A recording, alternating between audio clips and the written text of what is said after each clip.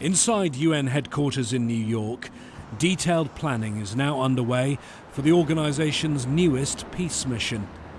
The idea is for the UN to support a deal to end Latin America's longest-running conflict between the Colombian government and the left-wing guerrilla group, the FARC. The latest peace efforts were started 4 years ago, after former tough-talking Defence Minister Juan Manuel Santos became president and surprised everyone by launching talks with his enemies, a decision he discussed in an Al Jazeera interview in 2014.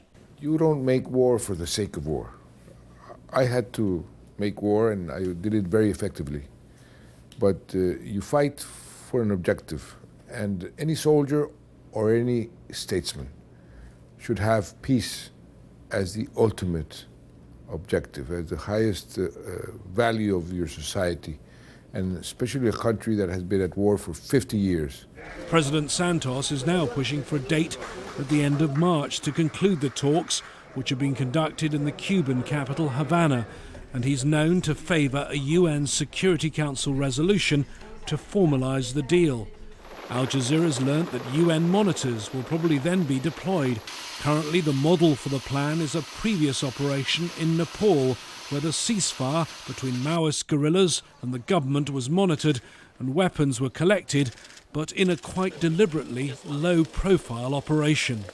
In Nepal, our arms monitors were all people with military experience. They were actually a mix of retired military officers and still serving officers, but they were out of uniform, they were unarmed, they wore a blouse identifying them as UN personnel, but not military uniforms.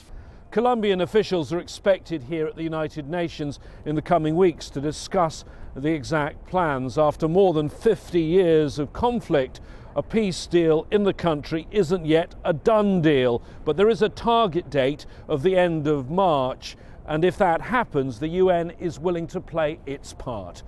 James Bays, Al Jazeera, of the United Nations.